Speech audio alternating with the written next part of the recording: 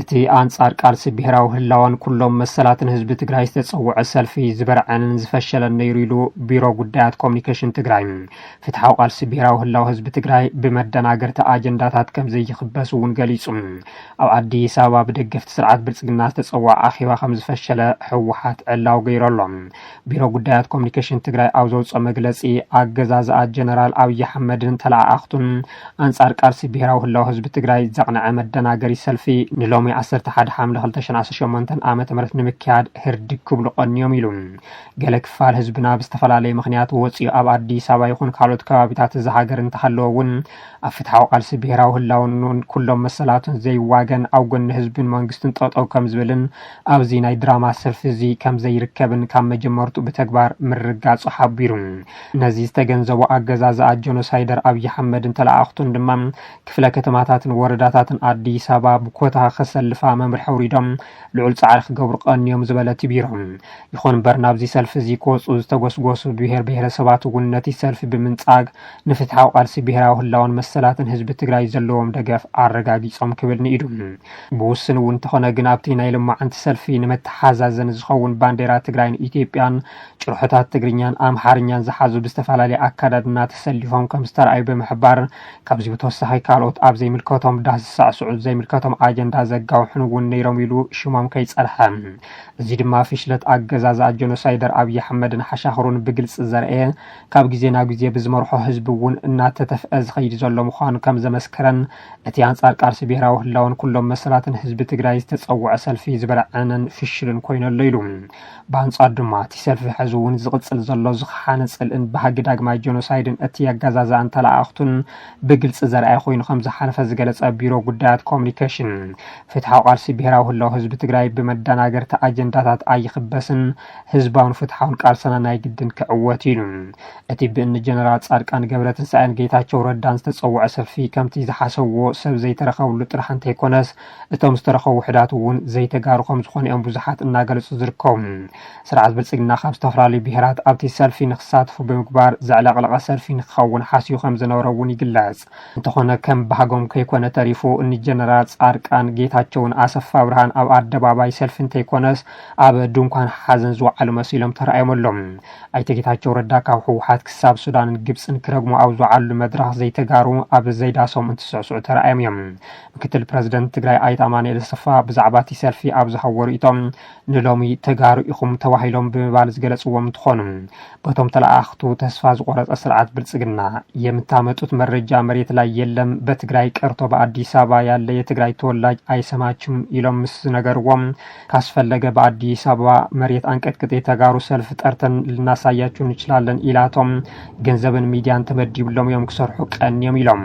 ኮይኑ ግና ብድባው ኩናት ሰጊኡ ናብ አዲስ አበባ ዝኸደ ትግራዋይ ብግዚያዊ ምድንጋርን ዓስብን ዓዱን ዓውድን ሕሊፉ ከም ዘይህብ አረጋጊጽሎም ዝበሉ ኣይተ ኣማኑኤል ተጋሩ ኣብ ዘይዳሶም ከም ዘይድግሱን ንዓዶም ከም ዘይኽሕዱን ዝተረድኡ መሳሰይቲ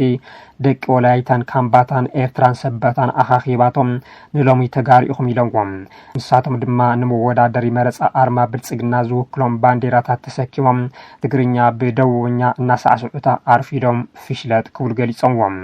ኣብ ዓድኻ ክትነብር ዘይፈቀደልካ ስርዓት ዓደይ ኣብ ዝብሎ ቦታ ብሰላም ከንብረካ ምሕሳብ ግርህና ዝብል ቃል ኣይገልጾን ብምባል ድማ እቲ ሕዚ ብፖለቲካ ሰኺሮም ኣብ አዲስ አበባ ካብ ብልጽግና ላዕሊ ክኾኑ ዝፍትኑ ዘሎ ኣካላት ገሊጾምዎም ወሃቢ ቃል ህወሓት ኣይተ ሚካኤል ኣስገዶም ንኩልኩም ተጋሩ ነበርቲ አዲስ አበባን መናእሰይ እቲ ህዝቢ ትግራይ ራሕሪሑ ኸይዱ አዲስ አበባ ምስ ጀኖሳይደር መላኽ ኣብይ አሕመድ ተጸጊዑ እናነበረ ተረፍ መረፍ ዝቕለብ ከብድን በር ርእሲ ሒዙ ዘይከደ ጉጅለ ክሕደትን ዓሰስ ገሰስ መሻርክቱን ነቲ ጀኖሳይደር መላኽ ኣብይ አሕመድ ንክሐጉስ ዝጸውዖ ኣገዳዲ ሰልፊ ብዘይ ምስታፍ ክብርዕንን ሰብ ኣብ ዝሓረሞ ኣደባባይ ከመገረዋይናይ ገርሓው ኢሎም ርእሶም ኣድኒኖም ክበታተኑ ዝገበርክምዎም ታሪኻዊ ተቃውሞን ማርሽ ቀያር ቃልስን ካብ ኩሎም ሓይልታት መኸተ ትግራይ ልባዊ መስገና ይብጻሕኩም ብምባል መልእኽቲ ሕሊፎም ሕዚ ኣብ ትግራይ ዘሎ ሓደጋ ምቁጻር ኣብ ዝከኣለሉ ደረጃ ምዃኑ ጀነራል ምግበይ ሓይለ ገሊጹ ነቲ ጸገም ንምፍታሕ ደጀንን ግንባርን ክረቡ ከም ዝግባእ ጀነራል ምግበይ ኣገንዚቡ ዘበት ንብሔራዊ ብርሰት ህላውን ድሕነትን ህዝቢ ትግራይ ኣብ መቃብር ጀኖሳይደር ስርዓት ብልጽግና ይረጋገጽ ብዝብል መሪሕ ሓሳብ ኣብ ከተማ ሽረ መድረኽ ተሳሊጡ ድሕንነት ህዝቢ ትግራይ ዝረጋገጽን መደባት ህልውና ወይ ስራሕቲ መኸተ ዝዕወትን ግንባርን ደጀንን ተናቢዩ ተኣሳሲሩን ተረዳዲኡን ብምስራሕ ይዝበሉ ዋና መሓዳሪ ዞባ ሰሜን ምዕራብ ምዕራብ ኣይተ ወልደ አብርሃ ገብረ ጻድቅ ከባቢ ካብ ባንዳታትን ጃሱሳትን ሓራቡ ምጻእ ድሕነት ህዝቢ ትግራይ ምርጋጽ ከም ዝከኣል ሓቢሮም እቶም መሓዳሪ ነዚ ዝገለጹ 10 ሓምለ 2018 ዓመተ ምህረት ምትእሳር ደጀን ግንባርን ብዝምልከት ንላዕለዎት አመራርሓ ሰራዊት ግንባር ምዕራብ ላዕለዎት አመራርሓ መንግስትን ውድብን ከምኡውን ሓፋሽ ማሕበራትን አመራርሓ ጸጥታን ምውሓስ ላዕላውነትን ህላውን ብዝብል ሓበራዊ ናይ ምርዳእ መድረኽ እዩ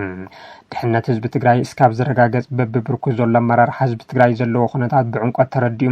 ጫፍ ብልሕልውና ህዝቢ ክኸውን ኣለዎ ኢሎም እቶም ዋና መሓዳሪ ሕዚ ኣብ ወሳኒ ሓደጋ ኣለና ነዚ ንምፍታሕ ድማ ብዙሕ ርሕቀት ተጓዒዝና ኣለና ዝበለ ኣዛዚ ምዕራብ ግንባር ጀነራል ምግበይ ሃይለም ሕዚ ዘሎ ጸገም ንቆጻጸሮ እዩ ቀሪዩ ዘሎ ኢሉ ነቲ ቀሪዩና ዘሎ ጸገም ንምፍታሕ ደጀንን ግንባር ተዋዲዶም ክሰርሑ ከም ዘለዎም ብምግንዛብ ህዝብን ምምሕዳርን ሰሜን ምዕራብ ትግራይ ንሰራዊት ዝገብሮ ዘሎ ደገፋት ኣመስጊኑ ተሳተፍቲ አመራርሓ ሰራዊት ስርዓት ብልጽግና በብእዋኑ ሓድሽቲ መንገድታት እናፈጠረ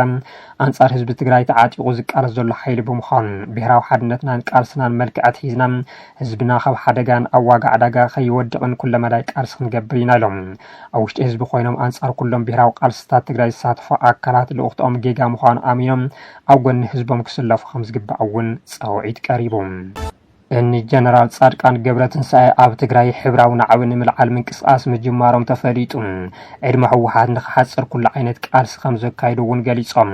ብእኒ ጀነራል ጻድቃን ገብረትንሳኤ ዝምራሕ እንድባዕሉ ሓይሊ ለውጢ እየ ኢሉ ዝፅውዕን ኣብ ኣዲስ ኣበባ መሳሰይ ስርዓት ብልጽግና ዝኾነን ኣመራርሓ ኣብ ኣዲስ ኣበባ ኣብ ዩኒቨርሲቲ ኮሌጅ ኮተቤ ምሽጥራዊ ኣኼባ ከም ዘካየደ ዝረኸብናዮ ሓበሬታ ያመልክት እቲ ምሽጥራዊ ኣኼባ ፖለቲካውን ወተሃደራዊ ምንቅስቃሳት ዝዘተይሉ መድረኽ ኮይኑ 9 ሓምለ 2018 ዓመተ ምህረት ኣብ ዩኒቨርሲቲ ኮሌጅ ኮተቤ ተሳሪጡ እቲ ኣኼባ ብጀነራል ጻድቃን ገብረትንሳኤ ከም ዝተመርሐ ዝሕብሩ ፍልፍላት ቀንዲ ዕላምኡ ድማ ኣብ ትግራይ ኣብ ዝሓፀረ ግዜ ሕብራዊ ናዕቢ ንምልዓል ዘኽእል ኣወዳድባ ምፍጣር ዝብል እዩ ኣብቲ ኣኼባ ኣብ ኣዲስ ኣበባ ዝርከቡ ንኹለን ዞባታት ትግራይ ዝውክሉ ዝተባሃሉ ኣካላት ተሳትፎ ከም ዝነበሩ ድማ ተረጋጊጾሎም ጀነራል ጻድቃን ገብረትንሳኤ ኣብ ቃልሲ ኢና ዘለና ክንቃለስ ኢና ናብዚ መጺና ኣብዚ ኣሽንኳይ ሰብ ኣሲርና ንቃለሶ ከልቢ እውን የብልናን ስለዚ ቆሪጽና ክንቃለስ ዘለና ዕድመ ህወሓት ክሓፅር ኣለዎ ብምባል ንተሳተፍቲ መልእኽቲ ከም ዘሕለፉ እቶም ፍልፍላት ገሊጾም ነቲ ዝተሓሰበ ናዕቢ ዘልዕል ሓድሽ ኣወዳድባ ዝኸውን ምቹ ኩነታት ብፍላይ ኣብ ከባቢታት ዓዲግራት ዶግዓ ተንቤንን ሽረን በዝሒ ኣባላት ተመልሚሎም ከም ዘለዉ እውን ጀነራል ጻድቃን ኣረጋጊጾም ኣብ ኣዲስ ኣበባን ካልኦት ከባቢታት ኢትዮጵያን ዝግበሩ ሰላማዊ ሰልፍታት ከም ዘለዉ ኮይኖም እቲ ስርዓት ካብ ውሽጢ ብዝነቅል ናዕቢ ክወድቕ ዝኽእል ዝበሉ ጀነራል ጻድቃን ከምቲ ኣብ 2008-9 ዓመተ ምህረት ኣብ ክልላት ኦሮምያን ኣምሓራን ዝነበረ ኣብ መንእሰይ ዝተደረኸ ናዕቢ ኣብ ትግራይ እውን ሕብራዊ ናዕቢ ምውላዕ ከም ዘድሊ ገሊጾም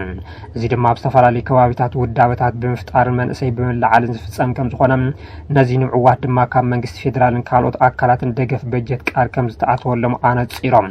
ህወሓት ናይ ሰላም መማረፂ እንድጎኒ ብምግዳፍ ናብ ኩናት የምርሕ ኣሎ ዝበሉ ኮይኖም እዚ ድማ ማሕበረሰብ ዓለም ክፈልጦ ብምግባር ዲፕሎማስያዊ ስራሕቲ ይውገነሉ ኢሎም ተሳተፍቲ መድረኽ ሕዚ ኣብ ትግራይ እዚ ንምግባር ዘኽእል ምቹው ኩነታት የለን ከመይ ክፍጸም ይኽእል ስጡም ፖለቲካውን ጸጥታውን ክትትል ይዘሎም እንታይ ክንገብር ንኽእል ዝብሉ ፍርሕን ጥርጣረን ዝዓብለሉ ሕቶታት ከም ዘልዕሉ እቶም ፍልፍላት ሓቢሮም እኒ ጀነራል ጻድቃን ግና እቲ ስርዓት ህዝቢ ብፍላይ ድማ መንእሰይ ፈንፊንዎ እዩ ፋይናንስ እንተተረኺቡ ብቐሊሉ መንእሰይ ምልዓል ይከኣል እዩ ነዚ ንምዕዋት ድማ በብኸባቢኡ ወሰንቲ ኣወዳድባታት እናፈጠርና ንርከብ ብምባል መሊሶም እዮም ሻዕብያ ከይቀትሎም ብምፍራሕ ናብ መኸተ ትግራይ ሕዚ ድማ ናብ ስርዓት ብልጽግና ብምጽንባር አንጻር ብሄራዊ ረብሓት ትግራይ ከም ዝተሰለፉ ዝንገረሎም ጀነራል ጻድቃን ቅድም ክብሉ እውን ሓደ ቦምብ ናብ ገዝኦም ደርቢሎም ክርዕዲኦም ዋሎም ዝከር እዩ ወዲ 70 ዓመት ጀነራል ጻድቃን ዘለዎም ህርፋን ስልጣን ንምርዋይ መናእሰይ ቢዞም ክሓልፉሎም ብመስዋዕት መናእሰይ ድማ ኮረቻ ስልጣን ንኽርከቡ ዝለዓለ ሕልሚ ከም ዘለዎም እቶም ምስኦም ኣብ ኣዲስ ኣበባ ዝርከቡ ኣመራርሓ ከይተረፉ እንተሓሚዎም ይስማዕ ዕድመ ስልጣን ቀዳማይ ሚኒስትር አብይ አሕመድ ንምንዋሕ ዝተጠጀአ ጉባኤ ሃገራዊ ምክክር ዛጊድ ኣብቶም ተነፂሮም ዝተባሃሉ 8 ኣጀንዳታት ዘተኸይ ጀመረ ሳልሳይ መዓልቱ ከም ዝሓለፈ ተፈሊጡ እቲ ጉባኤ 8 ሓምለ 2018 ዓመተ ምህረት ካብ ዝጅምር ነዘም ብብዙሕ ጥርዓናት ተሳተፍቲ ምምሕዳራዊ ክፍተታት ከምኡ እውን ጽኑዕ ምቁጽጻር ጸጥታ ተሓሲኾም ዘሎ ተፈሊጡ እቲ ኮሚሽን ነቶም 4000 ተሳተፍቲ ኣብ 8 ጉጅለታት ክምቀል ዝወሰደ ውሳነ ሓደ ጉጅለ ኣብ ሓደ ኣጀንዳ ጥራሕ ን30 መዓልታት ወይ ድማ ሓደ ወርሒ ማየጥ ሙሳን ሲዒቡ ሰፊሕ ነቐፈታታት ኣስዒቡ ተባሂሉ ኩሉ ተሳታፊ ኣብ ኩሎም ኣጀንዳታት ሓሳቡን ርእይቶን ክህበለዎ ዝብል እምነት ዘለዎም ተሳተፍቲ ጥርዓኖም ናብ ኮሚሽነራት እቲ ኮሚሽን ኣቕሪቦም እኳ እንተነበሩ ኩለን ጉጅለታት ስራሕ ብማዕረኽ ውከላኤን ካብ ዝብል ወፃኢ ዘዕግም መልሲ ከም ዘይረኸቡ ተፈሊጡ ኣሎ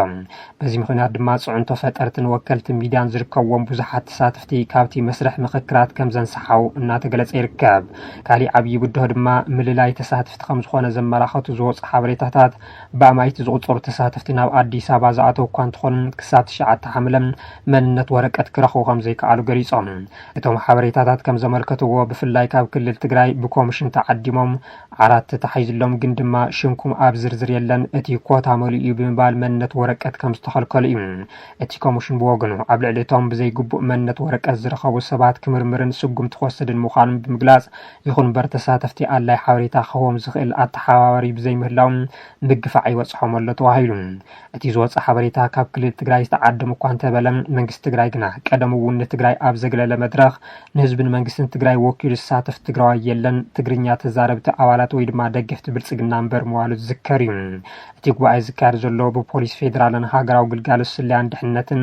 ብዕቱ ይከታተልዎ ኣብ ዘለሉ ብምዃኑ እዚ ጥቡቅ ቁፅፅር ኣየንኦት መዳርግቲ ኣካላት በየናይ ኣፍ ደገ ከኣቱ ከም ዘለዎም ንጹር ስለዘይኮነ ኮሚሽነራት ጋዜጠኛታት ካልኦት ተሳተፍቲ ናብቲ ማእኸል ንምእታው ብጣዕሚ ከም ዝተጸገሙን ምንጽርጻራት ከም ዝበዝሑን ተሓቢሩ ኣሎ ዋላ እኳ መኽፈቲቱ ዋዕላ ዝሓለፈ ረቡዕ 8 ሓምለ 2018 እንተተጀመረ ብሰንኪ እቶም ኣብ ላዕሊ ዝተጠቐሱ ናይ ኣጀንዳ ምክፍፋላት ጥርዓናት ናይ ምልላይ ሕቶታትን ምምሕዳራዊ ክፍተታትን እቲ ጭቡጥ ናይ ምክክር ስራሕ ክሳብ ዓርቢ 10 ሓምለ ክጅመር ከም ዘይከኣለ ሬድዮ ዋዜማ ጸብጺባ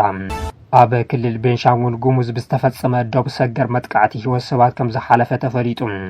ኣብ ክልል ቤንሻንጉል ጉሙዝ ኣብ ጥቓ ኦፍ ተባሂሉ ዝፍለጥ ቦታ ዕደና ወርቂ ኩምሩክ ኣብ ልዕሊ ህዝባዊ ኣገልግሎት እትህብ ዶዘር ብዝተፈጸመ ቀታሊ መጥቃዕቲ ኣብቲ ከባቢ ዘሎ ስጋት ጸጥታን ጉድለት ምቁፅጻር ዶባትን ተሓዊስዎ ተቐላዕነት ሲቪላት ዳግማይ ኣጉሊሁ ተባሂሉ እቲ መጥቃዕቲ ካብ ከባቢ ፍቓድ ዕደና ወርቂ ኩምሩክ ንኣንፈት ምዕራብ 8.5 ኪሎ ሜትር ርሒቑ ኣብ ዝርከብ እፉ ዝተባሃለ ቦታ ዝተፈጸመ ኮይኑ ንማሕበረሰብ እቲ ከባቢ ስራሕቲ ህንፀት ጽርግያ ዝፍጽም ዝነበረ ቡልዶዘር ኢላማ ከም ዝገበረ ተገሊጹ እቲ ፕሮጀክት ጽርግያ ኣካል ናይቲ ኩባንያ ንጣብያታት በሽርን ሆራዛብን ንምትሕስሳር ዝዓለመ መደብ ልምዓት ኮርፖሬት ማሕበራዊ ሓላፍነት ከም ዝኾነ እቲ ዝወጽ ሓበሬታ ይምልከት እቲ መጥቃዕቲ ኣብ መጀመርታ ብሰው ኣልቦ ነፈርቲ ከም ዝተፈጸመ እኳ እንተተገለጸ ኣብቲ ቦታ በፂሖም ምርመራ ዘካየዱ ኣባላት ፖሊስ ፌደራልን ሓይሊ ምክልኻልን ግና እታ ማሽን ብኣብ ማንኮብ ዝተሰቐለ ናይ ጉጅለ ጿር ወይ ድማ ከም ኣርቬጅ ወይ ተመሳሳሊ ሮኬት ላውንቸር ከም ዝተወቅዐት ኣመልኪቶም እዚ ቴክኒካዊ ዘይንጹርነት ድሕርቲ መጥቃዕቲ ዘለዎ ኣካላት ንምላይ ኣጸጋሚ ይገብሮ ዝበለት ሓበሬታ ኣብቲ ከባቢ ዝተወደበ ዕጡቕ ሓይልታት ወይ ስግረ ደባዊ ንጥፈታት ምልሻ ከም ዘሎ ዘመላኽት ክኸውን ይኽእል ተባሂሉ ኣሎ በቲ መጥቃዕቲ ኦፕሬተር እታ ማሽን ደሳለኝ ተፈራ ዝተባሃለ ውልቀ ሰብ ሽዑ ከም ዝሞተ ተሓቢሩ እቲ ኣዝዩ ዝገርም ናይቲ ፍጻመ እቲ ገናሕታት ዶዘር ስርሑ እናሳለጠን ከሎ ልስሉስ መሬት ንምምራጥ ብዘይፍላጥ ዶብ ሱዳን ሰጊሩ ከም ዝነበረ ምግላጽ እዩ በዚ ድማ እቲ መጥቃዕቲ ምዚ ዶብ ላዕላውነት ሃገር ምጥሓስ ተኣሳሰር ክኸውን ከም ዝኽእል እዩ እናተገለጸ ዝርከብ ሰራዊት ሱዳንን ካልኦት ዕጡቃትን ዝኾነ ደዋዊ ምስጋር ቅልጡፍ ምላሽ ስለዝህቡ እታ ማሽን ወተሃደራዊ መኪና ተባሂላ ብጅግያ ተወቂዓ ክትከውን ከም ትኽእል እዩ እናተገለጸ ዝርከብ ወይ ከዓ ናብ ዶብ ኢትዮጵያ ዝቀራረብ ዘሎ ሰራዊት ሱዳን ኮነ ኢሉ መጥቃዕቲ ፈጺምላ ክኸውን ከም ዝኽእል ዝሕብሩ ሓበሬታታት እናወፁ ይርከቡ ፖሊስ ኣዲስ ኣበባ ነቲ ኣብ ዝሓለፈ ቀዳም ኣብ መስቀል ኣደባባይ ዝተኻየደ ሰልፊ ተወለድቲ ትግራይ ኣብ ኣዲስ ኣበባ ብሰላማዊ መንገዲ ከም ዝዛዘመ ገሊፆም ኣብቲ ኣብ መስቀል ኣደባባይ ዝተኻየደ ሰላማዊ ሰልፊ ተጋሩ ነበርቲ ኣዲስ ኣበባ ኤርትራውያን ደለይቲ ፍትሕን ኣርማን ባንዴራን ብርጌድ ናሓመዱን ዝተሳተፉ ሒዞም ዝተሳተፉ ኮይኖም ጽምዶ ህወሓትን ሻዕብያን ንጥፋት ህዝብታት ትግራይን ኤርትራን ዝተፈሓሰን ሰላማውን ሕውነታዊ ርክባትን ክልቲኦም ህዝብታት ናብ ንቡር ንከይምለስ ዝገብር ዘሎ ሓደገኛ ውዲት ምዃኖም ዝቃወሙ ዘሎም መራሒ ውድብ ስምረት ጌታቸው ረዳ ኣብ ዝስማዕ መደረ ህወሓት ዘካየደ ዘሎ ሰፊሕ ግፋእ ንሻዕብያ ንባዕሉ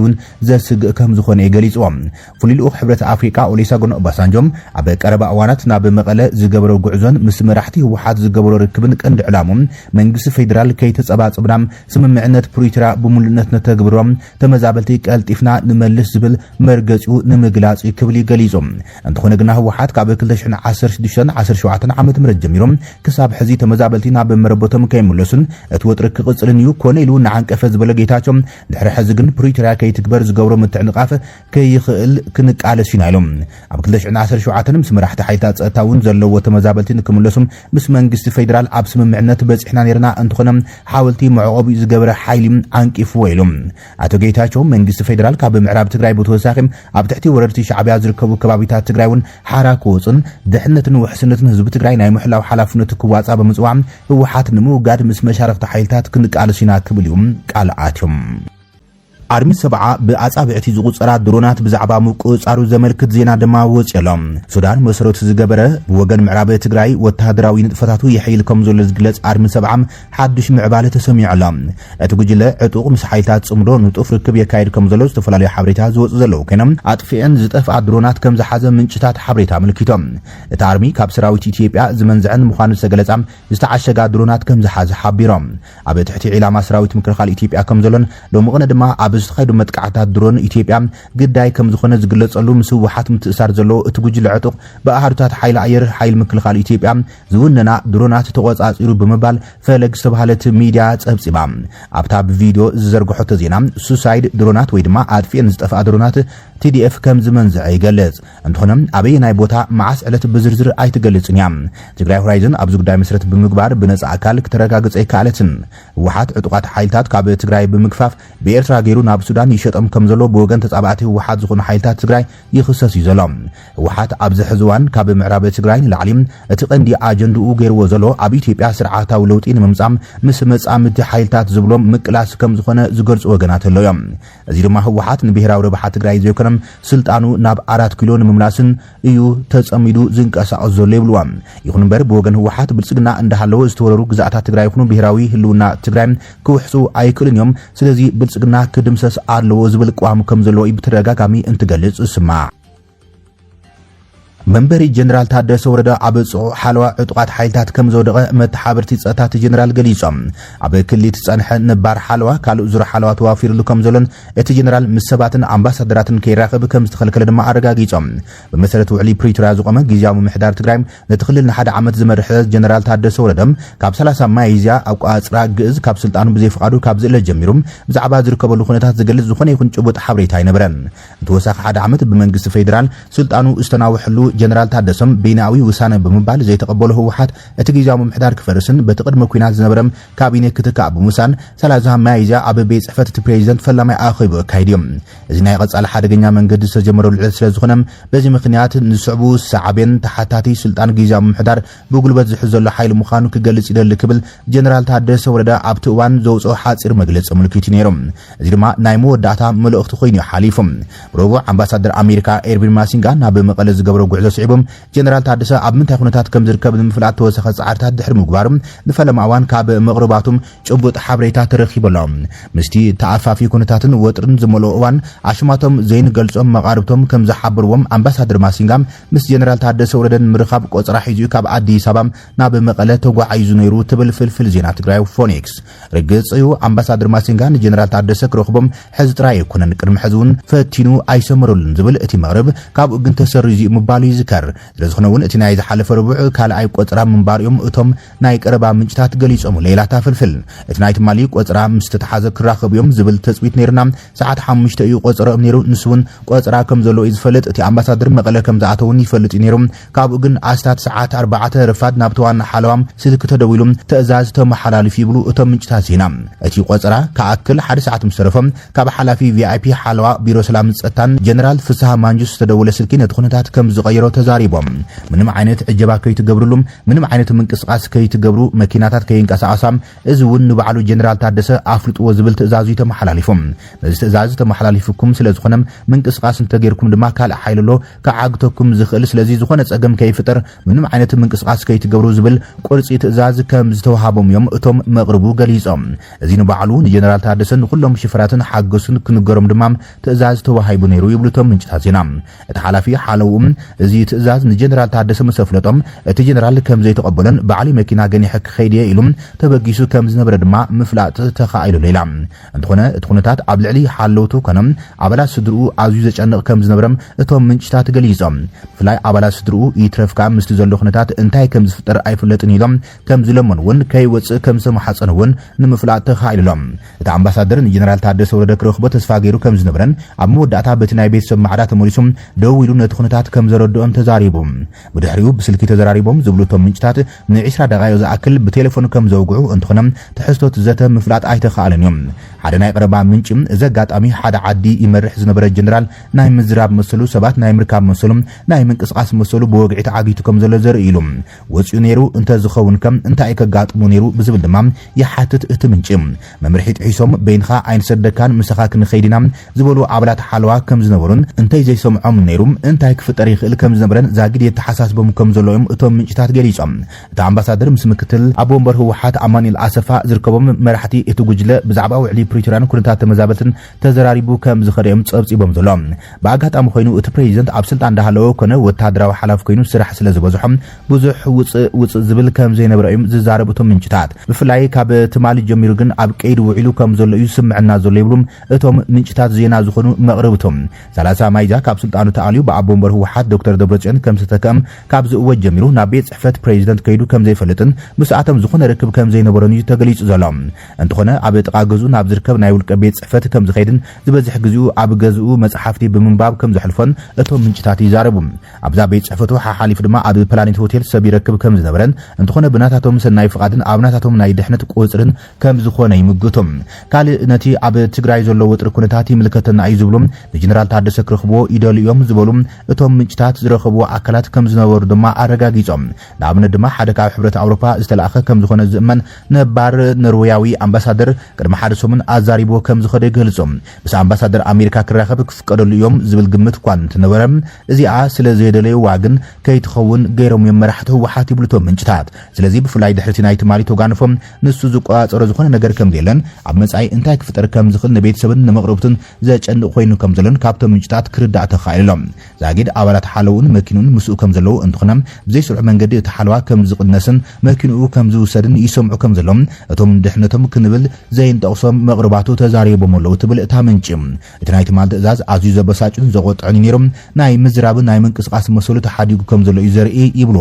ኣብ ዝሓለፈ ልዕሊ ክልተ ኣዋርሕ ብዙሕ ካብ ገዛ እንተዘይወፀኳ እቲ ናይ ትማሊ ተግባር ግን ኣሰካፍን ኣብ ናይ ገዛ ማእሰርቲ ከም ዘሎ ብቁልዕ ዘርኢ ከም ዝኾነ እዮም ተዛሪቦም ዘሎም ኣብ ክልል ዝጸንሐ ነባር ሓለዋ ካልእ ዙር ሓለዋ ኣሎ ብዛዕባ ዝበሃል ዝተሓተቱ እቶም ኣባላትን መቕረብቱን ብልክዕ ኣይንፈልጥን ብምባል ጥርጣሬታት ከም ዘለዎም ግን ኣይሓቡን እዮም ብምባል ትግራይ ፎኒክስ ጸብጺባላ